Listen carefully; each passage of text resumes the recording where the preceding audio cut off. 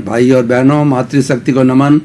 Channel 24+ news के खास विशेष मनमोहक, हमें अच्छा इंसान बनने वाला, हमें गुण देने वाला और हमारे में कई तरह के व्यक्तित्व विकास की संभावनाओं को प्रदर्शित करने वाला ये विशेष कार्यक्रम पुनरुत्थान में आप सभी का हार्दिक स्वागत है, अभिनंदन है, सत्कार है। पुनरुत्थान कार्यक्रम एक ऐसा कार्यक्रम है जिसके माध्यम से एक अच्छे इंसान बनने की प्रक्रिया बताई जाती है और भारतीय गिरते मानवीय मूल्यों को, सांस्कृतिक मूल्यों को उठाने के लिए बातचीत की जाती है और प्रतिदिन नए नए विषयों के ऊपर वार्तालाप किया जाता है। इसी क्रम के अंदर आज का हमारा एक विशेष विषय जिसको लेकर हम प्रस्तुत हो रहे हैं, वह विषय होते हैं आत्म साक्षात्कार। दर्शकगण, श्रोतागण, भाई और बहनों, दो शब्द है आत्म साक्षात्कार।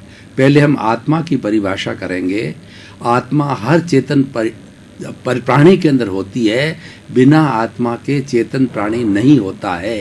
ये समूचा जगत दो तत्वों से बना हुआ है, एक जड़ तत्व और दूसरा चेतन तत्व। चेतन तत्व उसको कहते हैं जो संवेदनशील होता है, ग्रोथ करता है, हलन चलन करता है, प्रजनन करता है और असंख्य चेतनामय पिंड के परमाणुओं को हम चेतना कहते हैं, आत्मा कहते हैं।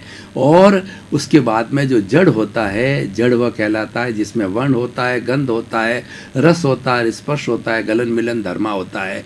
दोनों जड़ और चेतन दोनों तत्व जो है शाश्वत है। ये भूतकाल के अंदर थे, वर्तमान में हैं और भविष्य के अंदर रहेंगे। दोनों की सत्ता शाश्वत है और दोनों के गुण अलग अलग है।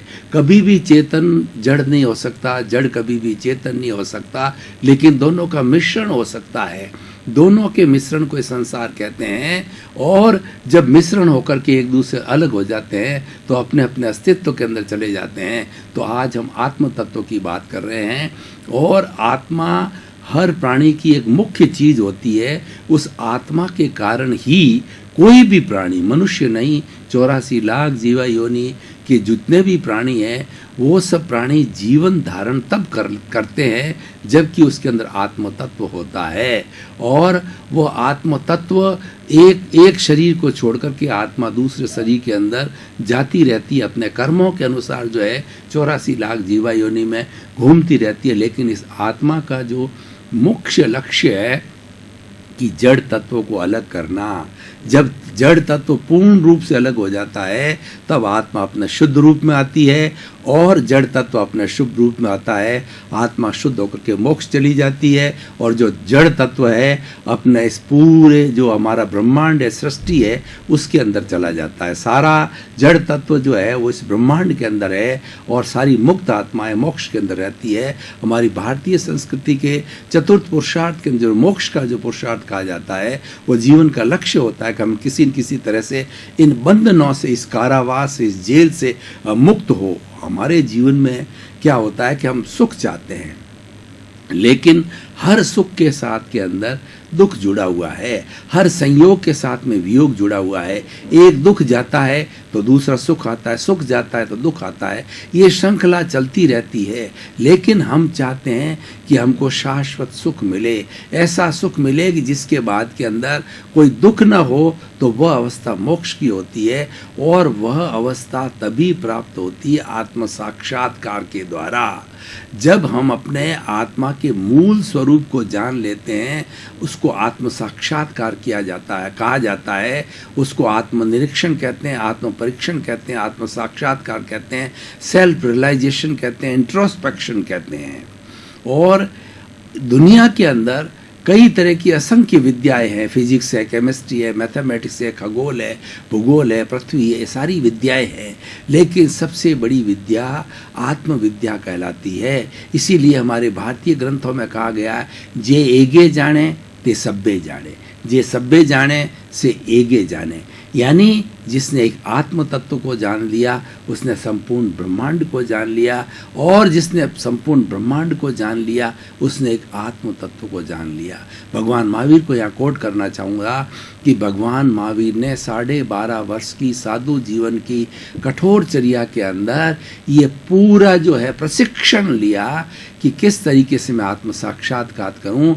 तो ज़्यादा समय तक वो अनिमेष ध्यान करते थे।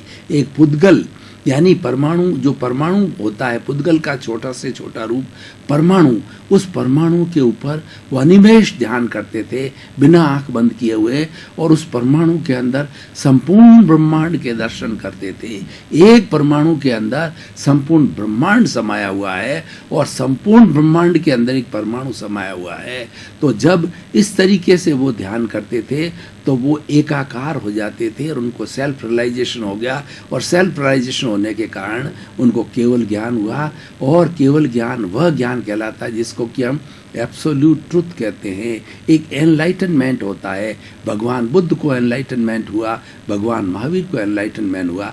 एनलाइटनमेंट होने के बाद के अंदर संपूर्ण ब्रह्मांड क्लियर दिखता है और उसके अंदर दूरी का कोई भेदभाव नहीं होता है। भूत भी दिखता है, भविष्य दिखता है और वर्तमान दिखता है।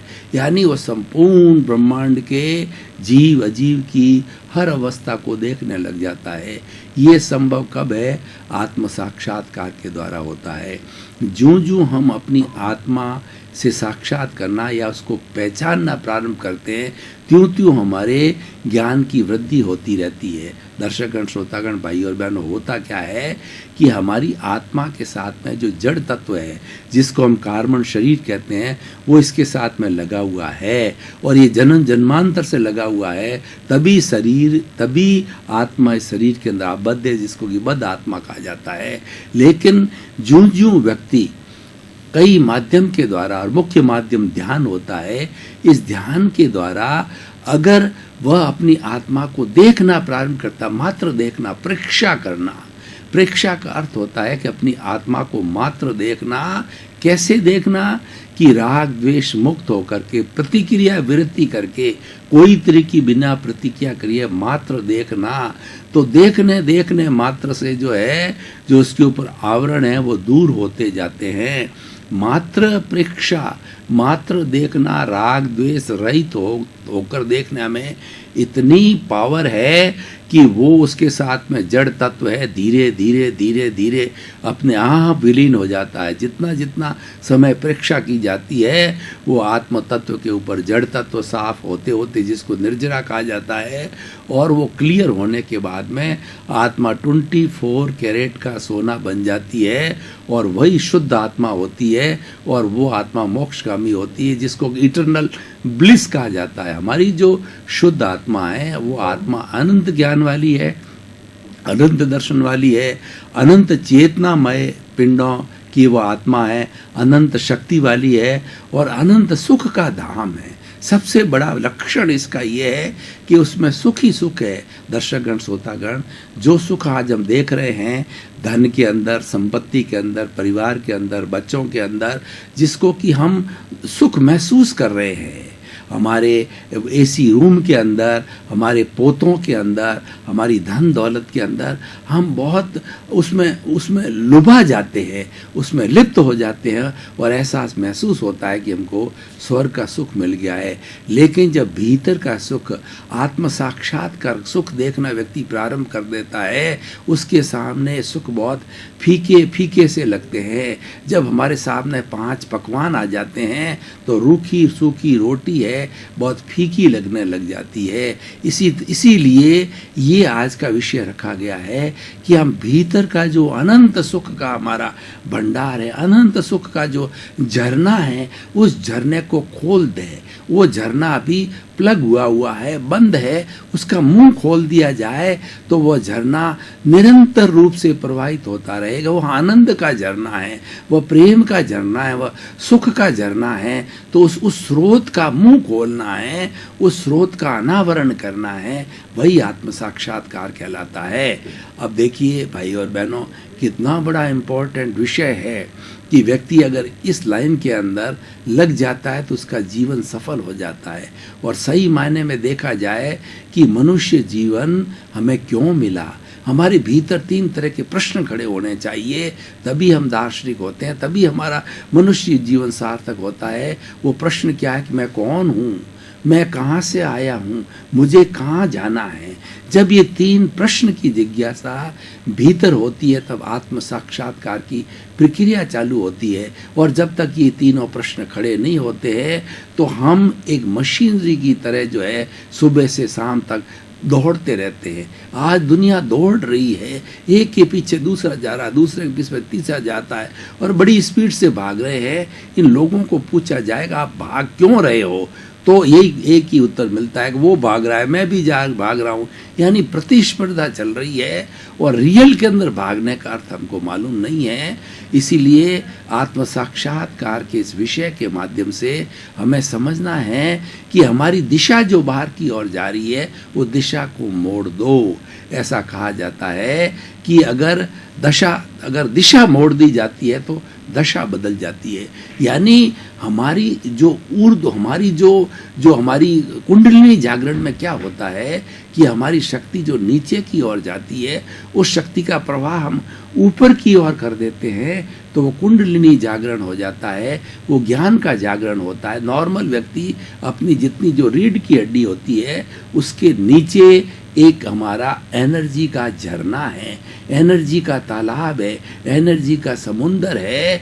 इसीलिए उसको जो है वो शक्ति केंद्र कहा जाता है।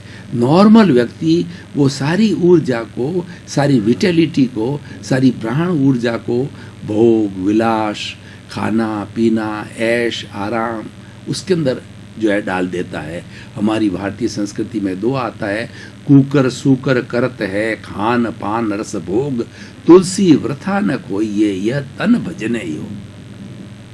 ईश्वर ने हमें आत्म साक्षात्कार के लिए भेजा है, खान पान करने के लिए, रस भोग करने के लिए, मात्र आनंद लेने के लिए नहीं भेजा है। इसके लिए तो दूसरी योनियां बहुत है। हर एक के अंदर जो है वो जो आनंद लेने की स्थिति, हर एक के अंदर ये हमारा भोग विलास करने की स्थिति है। लेकिन प्रभु भक्ति, आत्म साक्षात्कार, सेल्फ रियलाइजेशन जितना मनुष्य जीवन के अंदर होता है और किसी जीवन में नहीं होता है। दर्शकगण, श्रोतागण, भाई और बहनों, हम बहुत गहन विषय के अंदर चले गए थे, गहरे चले गए थे। अब थोड़ी ताजगी महसूस करने के लिए थोड़े समय का ब्रेक ले रहे हैं। ब्रेक लेकर के पुनः हाजिर हूँ।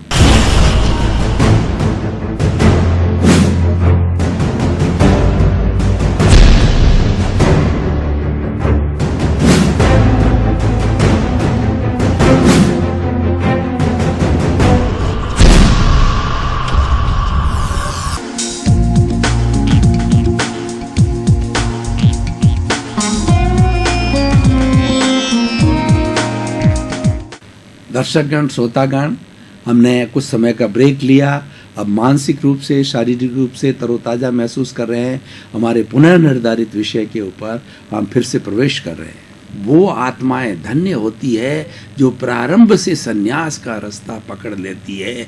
वो कंचन कामिनी से दूर हो जाते हैं। जो ही व्यक्ति कंचन कामिनी से दूर होता है तो वह मोह से विरक्ति ले लेता है और उसका रास्ता ऊर्ध्वगामी हो जाता है।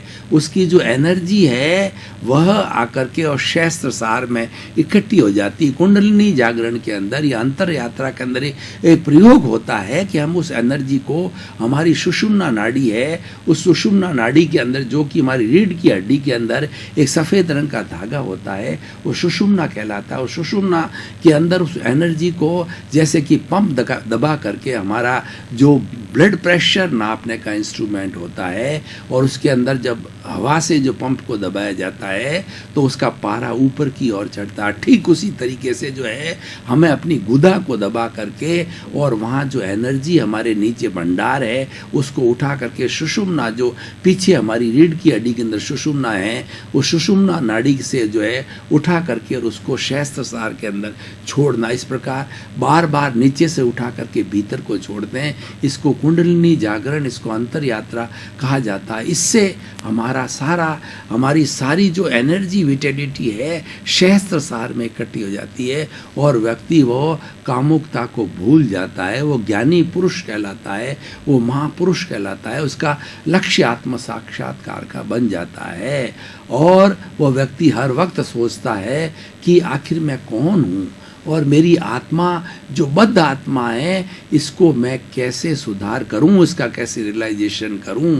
ऐसा वेदांत के अंदर आता है कि अहम ब्रह्मास्मि और जगत ब्रह्म सत्यम जगत मिथ्या, यानी जो ब्रह्म मात्र है वो सत्य है और जगत है वो सारा मिथ्या है। ये इसीलिए कहा गया है कि तुम आत्म साक्षात करो, और इसके अंदर जितने जितने प्राणी हैं वो जीव कहलाते हैं और ब्रह्म में ईश्वर का रूप होता है। जब जीव के अंदर ब्रह्म का बिंब पड़ता है यानी आत्म साक्षात्कार की प्रक्रिया प्रारंभ होती है, तो धीरे धीरे वो इतना विकसित हो जाता है जीव कि वह ब्रह्ममय हो जाता है। जब पूरा ब्रह्म के अंदर वो विलीन हो जाता है तब वो जाकर के उसका मोक्ष हो जाता है। और वेदांत के अंदर दो तरह की मुक्ति कहलाती है, एक तो जीवन मुक्ति कहलाती है और एक जीव मुक्ति कहलाती है। जीवन मुक्ति वह कहलाती है कि उसको ब्रह्म का साक्षात्कार होना, आत्मा का साक्षात्कार होना, उसको विदेह कहते हैं। जैसे राजा जनक जो मिथिला के सीता के जो पिता है वो विदेह कहे जाते हैं। विदेह का अर्थ होता है कि शरीर में रहते हुए शरीर का भान न होना, शरीर के अंदर आत्मा का अनुभव करना, आत्मा का साक्षात्कार करना, सेल्फ रियलाइजेशन करने वाला जो है वो जीवन मुक्त कहलाता है। पूरे जीवन भर वो राग द्वेष से मोह से लिप्त नहीं होता है और सेल्फ रियलाइजेशन करके और आत्म शुद्धि आत्म मुक्ति की प्रक्रिया के अंदर लग जाता है। और जब धीरे धीरे इतना वो पारंगत हो जाता है, इतना प्रशिक्षित हो जाता है विदेह का जीव कि वो जब इस शरीर को आत्मा छोड़ती है तो जीव मुक्ति हो जाती है। तो जीवन मुक्ति और जीव मुक्ति दो तरह की वहाँ पे वेदांत के अंदर बताई गई है। तो भाई और बहनों, दर्शकगण, श्रोतागण, आज जो हमारा वर्तमान का सिनेरियो है इस विषय के माध्यम से मैं ये संदेश देना चाहता हूँ कि हर इंसान को आत्म साक्षात्कार के लिए 24 घंटे के अंदर कुछ न कुछ समय निकालना अवश्य चाहिए। ईश्वर भक्ति कहिए, आत्म साक्षात्कार कहिए और इंट्रोस्पेक्शन कहिए, ये सभी पर्यायवाची है। वो समय निकालना चाहिए और भीतर जाकर के गोते लगाने चाहिए कि हमारी आत्मा का निवास कहाँ है, उस आत्मा का अस्तित्व क्या है और उस आत्मा को हम मुक्त कैसे कर सकते हैं, वो किस तरह से बंधन के अंदर आई हुई है और उसके अनुसार हमारा जीवन, हमारी दिनचर्या होनी चाहिए। और ये व्यक्ति गृहस्थ में रह के भी कर सकता है, संन्यास लेकर भी कर सकता है। संन्यास जो व्यक्ति ले लेता है उसको पूरा अवकाश मिल जाता है। दूसरे रोटी, कपड़ा, मकान, शिक्षा, चिकित्सा, ये जो भरण पोषण की आदमी की जो मेन जो आवश्यकता है वो आवश्यकताओं से दूर हो जाता है। वो भिक्षा मांगकर भोजन करता है, भिक्षा मांगकर कपड़े लेता है और किसी के मकान के अंदर रुक जाता है। कंचन कामिनी से उसको कोई लेना देना नहीं है। 24 आवर्स वो अर्जुन को जो आंख दिखाई देती थी जिसको कि भेदना था मछली की, तो उसके टारगेट के अंदर आत्मा रहती है। खैर वो बड़ी बात है, हर व्यक्ति नहीं हो सकता। जैन दर्शन की परिभाषा में उसको महावृत्ति कहते हैं, लेकिन व्यक्ति को अणुवृत्ति भी बनना चाहिए। भगवान महावीर करुणा के सागर थे, उन्होंने दो तरह के धर्म बताए, महाव्रत और अणुव्रत। कई ऐसे महारथी होते हैं जो पूर्व जन्म से अपनी शुद्ध आत्मा को लेकर के जन्म लेते हैं, कई जन्मों से उनका आत्म साक्षात्कार की प्रक्रिया चलती रहती है। और ऐसे जीव होते हैं वो प्रारंभ से जो सन्यास की ओर चले जाते हैं वो 5 महाव्रती कहलाते हैं। लेकिन नॉर्मल व्यक्ति जो गृहस्थ में रहता है वो भी उन हमारे 5 महाव्रत कौन कौन से हैं, अहिंसा, सत्य, अचौर्य, ब्रह्मचर्य और अपरिग्रह, इनकी जो है वो तो सूक्ष्म रूप से पालन करते हैं 5 महाव्रती। अणुव्रती होता है स्थूल रूप से इनका पालन करता है, क्योंकि वो घर गृहस्थी वाला है, परिवार वाला है, शरीर वाला है और उनको कईयों का ध्यान रखना पड़ता है, लेकिन फिर भी वह मुक्ति की ओर जा सकता है। इसलिए आत्म साक्षात्कार की जो प्रक्रिया है वो अपने आप को पहचानने की प्रक्रिया है। भाइयों और बहनों, दर्शकगण, श्रोतागण, आज व्यक्ति पूरे विश्व को जानता है और इंटरनेट और हमारे पास में मोबाइल और हमारे टीवी ऐसे आ गए हैं कि पूरे विश्व की हर संस्कृति को हम जानने लग गए हैं। लेकिन जितना जितना हम दूसरे को जानने लगे हैं, अपने आप को भूलने लग गए हैं। अपना साक्षात्कार, अपने आप को जो है जानना हम बिल्कुल ही भूल गए हैं, क्योंकि हम भीतर जाते ही नहीं हैं। हमारा अस्तित्व भीतर है। हम बाहरी जगत, हमारा इंद्रियों का जगत है, स्पर्शन रसन घ्राण चक्षु श्रोत्राणि इंद्रियाणि, ये इनके 5 इंद्रियों के 23 विषय है। उसी जंजाल के अंदर ही हम पूरा जीवन बिता देते हैं। भीतर जाने का न तो हमारे पास समय है, न हमारी इच्छा है, न हमारी संकल्प शक्ति है, और न हम जाना चाहते हैं तो कैसे जाएं। इसीलिए आज ये विषय रखा गया है, ये सत्संग का विषय है कि हर व्यक्ति अपनी आत्मा के साक्षात्कार के लिए समय निकाले। और प्रश्न ये है कि हम आत्म साक्षात्कार कैसे करें। इसके लिए जो है 12 रास्ते बताए गए हैं, जिसको निर्जरा कहते हैं, जिसको तप के भेद कहते हैं। तो 6 तप के भेद बाहर के हैं और 6 तप के भेद भीतर के हैं। एक बच्चा पहले नर्सरी से प्रारंभ होता है, 1st, 2nd, 3rd, 5 स्टैंडर्ड से बढ़ता बढ़ता फिर PhD तक पहुंचता है। तो ये रास्ते भी 12 उसी तरीके से होता है। 12 रास्ता के मैं नाम बता देता हूँ कि जो हमारे 12 तप के जो भेद है, अनशन, उनोदरी, भिक्षाचरी, रस परित्याग, काय क्लेश और प्रतिसंलीनता, ये तो 6 रास्ते बाहर के हैं। अब हम भीतर जाते हैं, प्रायश्चित, विनय, वैयाव्रत, स्वाध्याय और ध्यान। अब ये इनका विवेचन करने का भी समय नहीं है, लेकिन जो प्रारंभ के जो साधक लोग हैं, प्रारंभ का प्रशिक्षण लेने वाले हैं, वो इन 6 बार के जो रास्ते से धीरे धीरे आगे बढ़ सकते हैं। लेकिन जिन्होंने प्रशिक्षण ले लिया है, पूर्व जन्म के अंदर वो आत्म साक्षात्कार का स्वाद चख करके आए हैं, वो भीतर जा सकते हैं। भीतर के अंदर प्रायश्चित का मतलब ये कि 84 लाख जीवा योनि के प्राणियों का आपने किसी न किसी जन्म के अंदर दुख दिया है, उनके साथ दोष किया है, उसका प्रायश्चित करो शुद्ध अंतःकरण से। 84 लाख जीवा योनि के प्राणियों को जो है वो बार बार उनसे क्षमा मांगो। प्रत्यक्ष रूप से अप्रत्यक्ष रूप से वो मांगी हुई क्षमा उनके तक पहुंचती है और वो हमें क्षमा करते हैं। उसके साथ साथ में एक धारणा बना ली जाए कि जगत निर्दोष, सब मेरा दोष। 84 लाख जीवा योनि के प्राणी सब निर्दोष है और उनको मैं निर्दोष मानता हूं और घोषित करता हूं। यानी उनका कोई दोष नहीं है, सब दोष मेरा है, क्योंकि मैंने उनका दिल दुखाया है, मैंने उनको दुख दिया है, उनके साथ दोष किया है, इसलिए उनका बकाया मेरे पर कर्ज है।